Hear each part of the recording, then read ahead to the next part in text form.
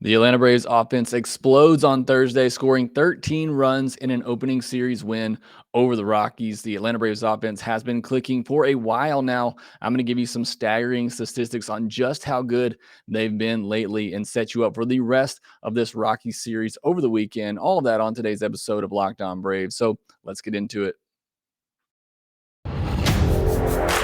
You are Locked On Braves, your daily Atlanta Braves podcast. Part of the Locked On Podcast Network, your team every day.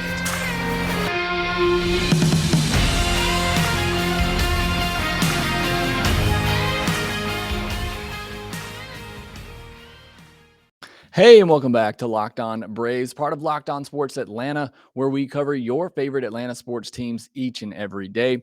I am your host, Jake Mastroianni. You can follow me on Twitter at shortstopball.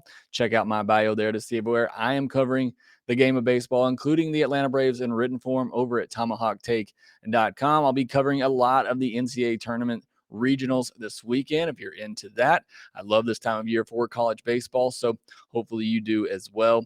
Also, make sure you follow the podcast on Twitter at LockedOn_Braves. Subscribe to the Locked On Braves podcast wherever you get your podcast. Subscribe to us on YouTube. And if you're watching us on YouTube, go ahead and hit that like button as well. It helps out the show a ton. And thanks for making Locked On Braves your first listen of each and every day. We post episodes daily, 5 days a week, Monday through Friday, and are free and available on all platforms.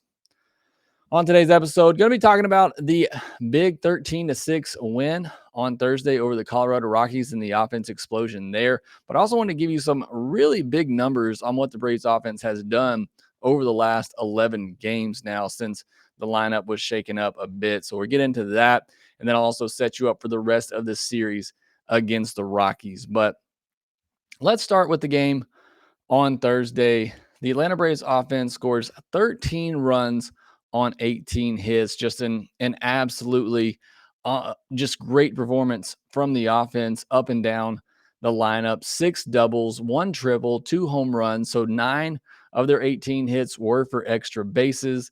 9 hits with runners in scoring positions. They had 19 chances, so plenty of opportunities. But there have been weeks this year where the Braves didn't get 9 hits with runners in scoring positions. So great to see that trend developing, and hopefully those numbers evening out a little bit as they typically do over the course of a season.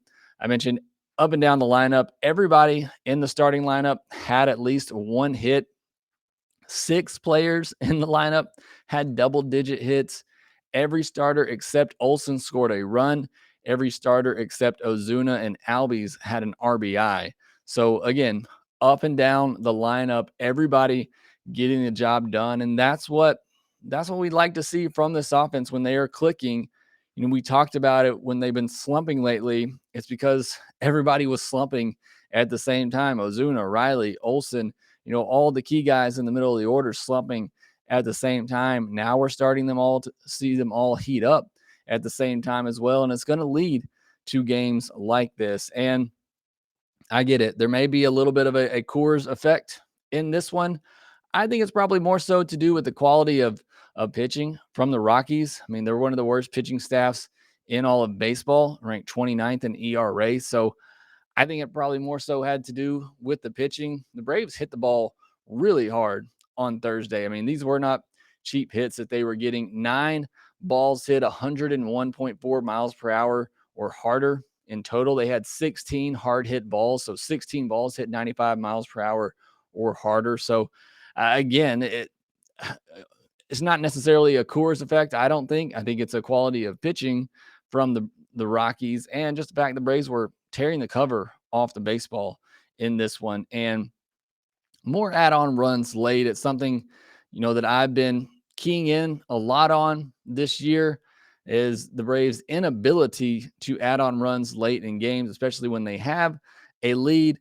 They scored 4 in the 5th, 3 in the 6th, and 1 in the 7th to put the game away. You know, you go back to on Wednesday, they scored 3 in the 7th, 1 in the 9th to help extend their lead there and put that game away, something they weren't able to do on Tuesday in that heartbreaking loss. They didn't score in the 7th, 8th, or 9th, despite having runners on the corner with nobody out in that 8th inning. So that's something key that I continue to watch with the Braves. What are they doing in the last 3 innings of a game? Are they putting teams away? Are they able to make comebacks against teams if they're down by a run or two? Something that the Braves really excelled at during this division title streak that they have going on, and something they've really struggled with at the beginning of this season. So they've done that in these last 2 games, been able to extend that lead, which has allowed Snicker to save some of his best bullpen arms and make for a stress-free ending to a game, which I know as fans, we certainly appreciate as well. So the offense on Thursday, outstanding. Again, playing in Coors, Rockies don't have a great pitching staff, kind of expected, but you look at what this offense has done over their last 11 games since the lineup change on April 23rd. And this offense has really started to click and gel together and become the offense we thought they could be. Over that stretch, they have double-digit hits in 7 of their last 11 games. That is a very good percentage there. They've scored 49 runs over that stretch. That's an average of 5.4 runs per game. So nearly 5.5 runs per game. That's a pretty good average as well when you're scoring 5.5 runs per game. They've scored 6 runs or more in 7 of those games. They've gone 6-1 in those games. The only loss coming this past Tuesday in that game against the Diamondbacks. So 6 runs or more in 7 of their last 11 games. Again, the offense is really clicking. I mentioned the add-on runs, what they're doing late in games. They scored 15 runs in the 7th inning or later. One of those was in the 10th inning, but we're going to count it here. That's an average of 1.4 runs per game in the 7th inning or later. In the 41 games prior to that stretch, they were averaging 1.05 runs per game. So they're almost half a run better in the late game situations. Maybe doesn't seem like much, but it is an improvement and something that we hopefully see continue for the Braves. Again, competition has helped some. We talked about, them beginning this stretch of 29 games against teams under 500. They're almost halfway through that stretch.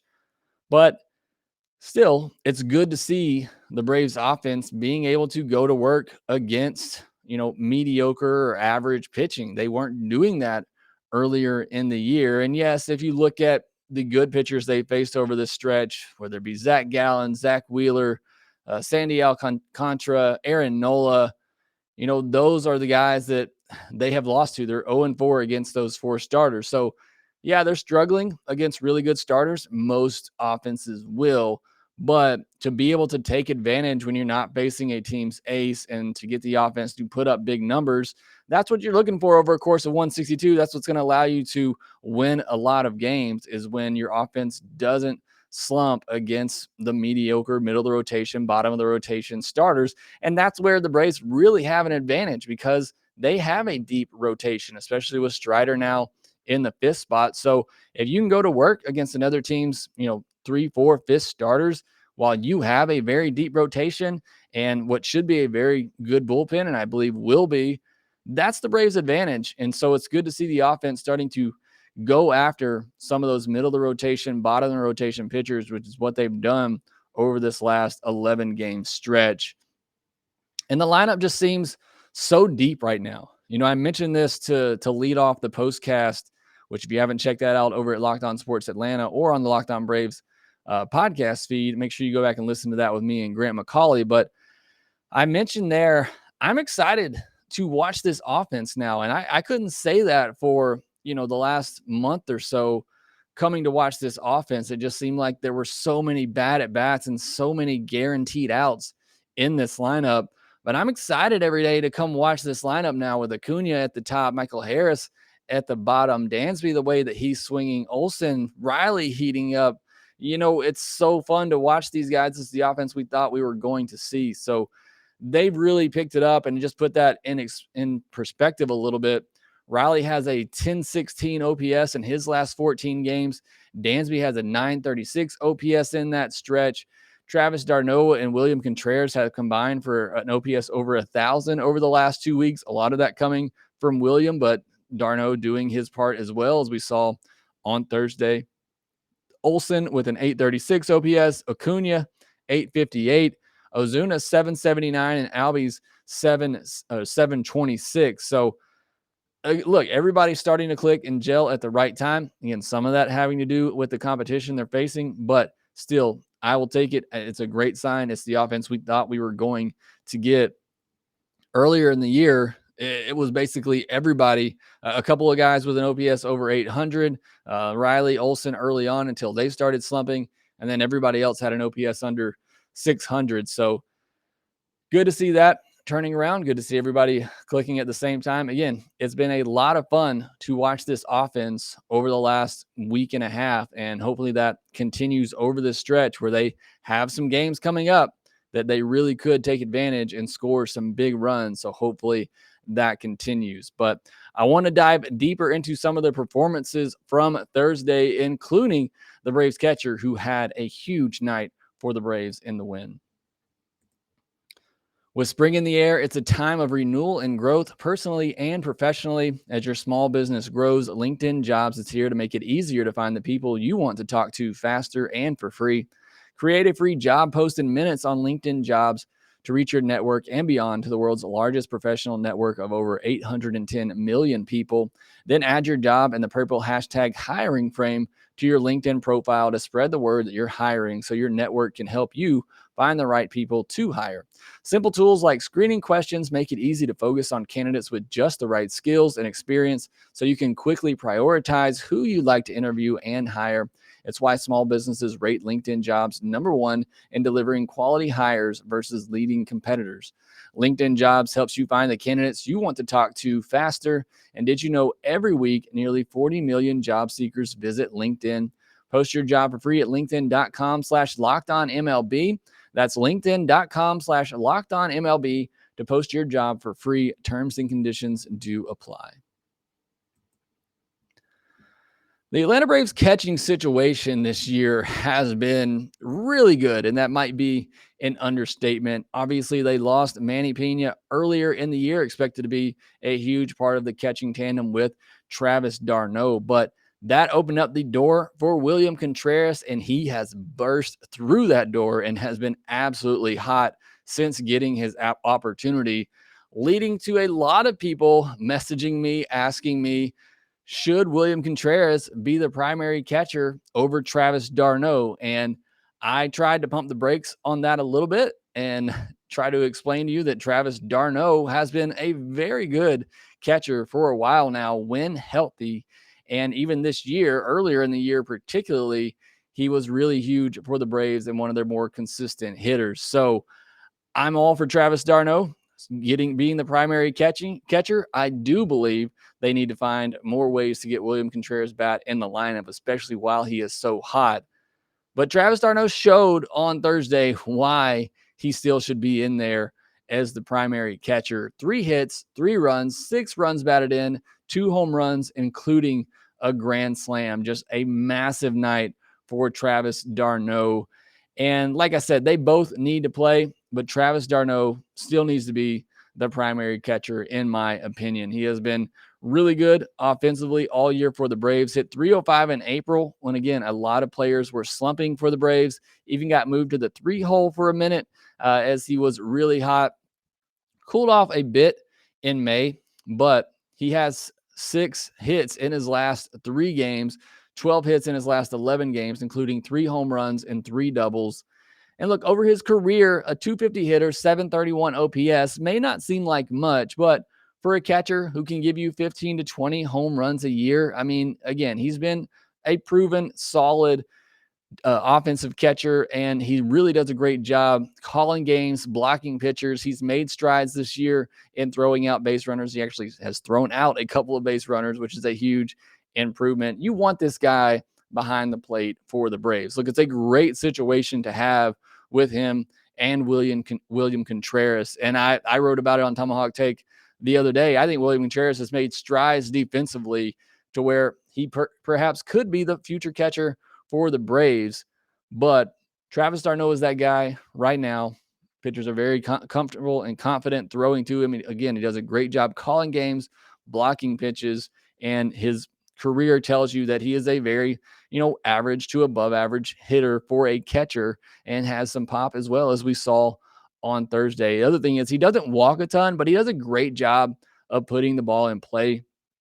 Several times this year, I've seen him just kind of throw the bat at the ball on a pitch away and drop it into right field for a hit. So, a really smart hitter, really great hitter at putting the ball in play. And he's going to have nights like he had on Thursday every now and then where he can just put the team on his back and drive in 6 runs, hit a home run or 2, and you'll take that out of your catcher position for sure. So, again, a great situation the Braves have right now with Travis d'Arnaud and William Contreras.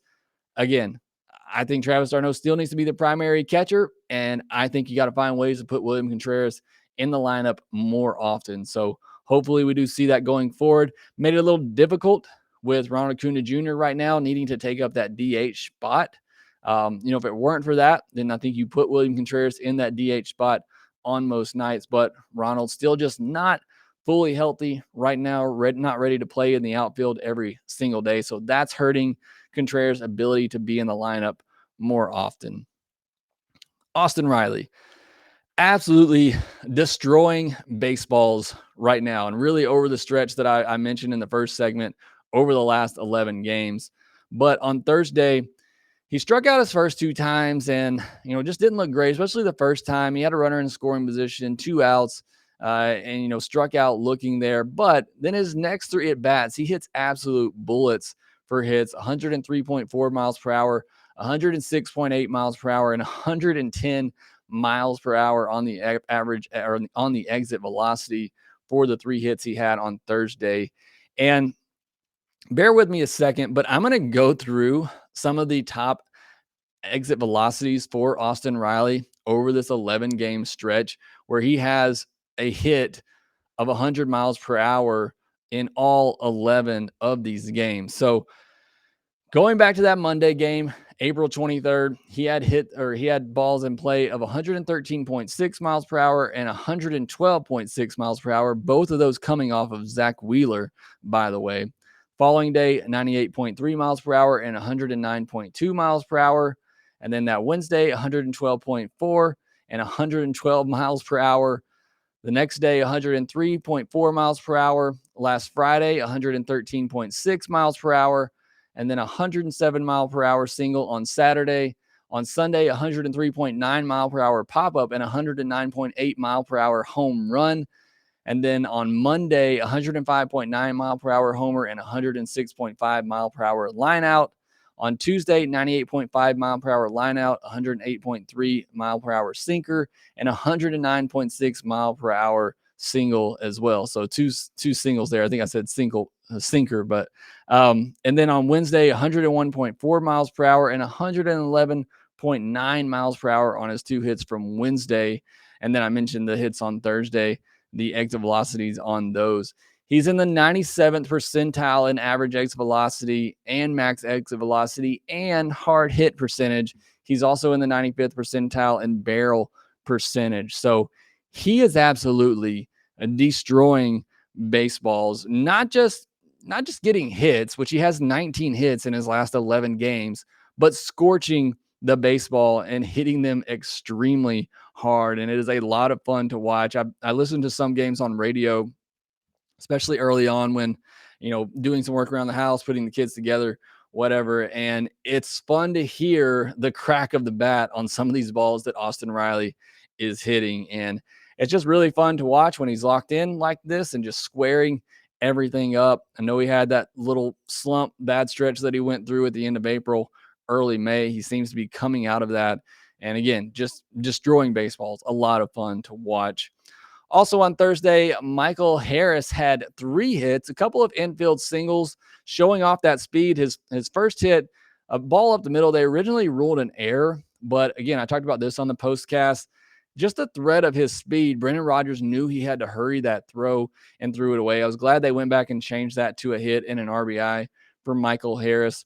2 balls hit 100 miles per hour or harder on Thursday, including a double. So great to see that from Michael Harris, whose bat seems to start to be coming around. Been great defensively, made a great running catch in the outfield as well. So that's been there the whole time. Now we're starting to see the bat come around a little bit. Ronald Cooney Jr. back at the DH spot. Kind of mentioned it already. Just still not there where they feel comfortable putting him in the outfield every day.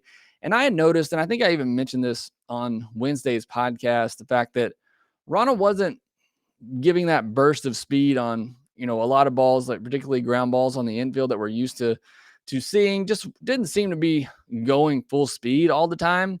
And now we kind of have confirmation on why. The training staff told him to pick his spots, essentially, when he turns it on. And that's hard to do, and that's tough, especially for Ronald, a guy who's going, full speed all the time. That is his game. You don't want to take that spirit, that energy, and that fun away from him. But I understand why the training staff may be telling him to dial it back a little bit. And again, maybe picking those spots when he really gives that burst of energy. So I just wanted to note that was interesting that they noticed, that they said on the broadcast on Thursday, is that the training staff did tell him to try to pick his spots when he really ramps up the speed. And then there was some pitching on Thursday as well. Maybe not much of it in a 13-6 game, but I actually thought Ian Anderson threw the ball well. I know he gave up 5 earned over 6 innings, but tied his career high with 9 strikeouts, 12 swings and misses on the changeup. That changeup was absolutely filthy on Thursday. Again, 5 runs on 10 hits. He gave up 3 in the 5th inning. You had a ball that, look, it would have been a tough play for any left fielder, but I think an average left fielder probably gets to that ball. I mean, Ozuna almost caught it, so you have to figure somebody who's at least average out there probably catches that ball. Then you get a bloop, and then you get a blast from CJ Cron that, the 35-degree launch angle, even at 102 miles per hour. We've seen that type of ball not leave this year, but maybe that was a little bit of Coors Field effect. It just got over the wall there for that 2-run homer. Again, he gave up 3 runs in the 5th, but came back out, got through the 6th inning. That was huge. Saved the bullpen. So I thought this was a really solid outing from Ian Anderson. Just 1 walk, which is big for him. Walks have been a problem. If you're walking 3 or 4 batters and you're giving up, 9 or 10 hits, then that becomes a big problem. But that was not the case for Ian on Thursday. I thought he threw the ball really well. However, you look at his last 3 starts now, 13 runs in those last 3 starts. Again, a lot of those coming later in outings when he's going through the lineup for a 3rd time, which we've mentioned has been a problem for him. You look at his 7 starts prior to that, he only given up 15 earned runs. So in a bit of a bad stretch right now of giving up, 4 earned, 5 earned over his last 3 starts. Again, I'm not worried about him, especially the outing Thursday. I thought he threw the ball really well, but the offense was a story on Thursday. They've been the story for the last 11 games now, and it's really been fun to see. And we will see if that will continue over the weekend in Colorado as we preview that series next. We've been asking, and Built delivered. Built granola bars are here. Built granola bars come in 3 unbelievable flavors: chocolate peanut butter, chocolate coconut, and white chocolate berry. And if you want to try all 3 flavors, you can get a mixed box at built.com right now. These are so different from the bars and puffs. Built granola bars are loaded with granola. It's the perfect combination of crunch and chewiness, but just like bars and puffs, these babies are packed with protein and covered in 100% real chocolate with 150 calories, 15 grams of protein, and only 4 grams of sugar. Built granola bars will change your world. Built has cracked the code to better granola. They're the perfect healthy snack to pack in your lunch, take on the road, or eat as a snack. And they are made with collagen protein, which your body absorbs more efficiently and provides tons of health benefits. So you've been waiting for a healthy and delicious granola bar to hit the market. This is your time. Go to built.com to get the Built granola bars now. Use the promo code LOCKED15 to get 15% off your order. Again, use promo code LOCKED15 for 15% off at built.com. The Braves took game 1 of a 4-game series in Colorado on Thursday. Got 3 more set up for the weekend. On Friday, it'll be Max Fried versus Chad Kuhl for the Rockies. The Braves looking for their first 3-game win streak of the year. And what better starter to have on the mound than Max Fried?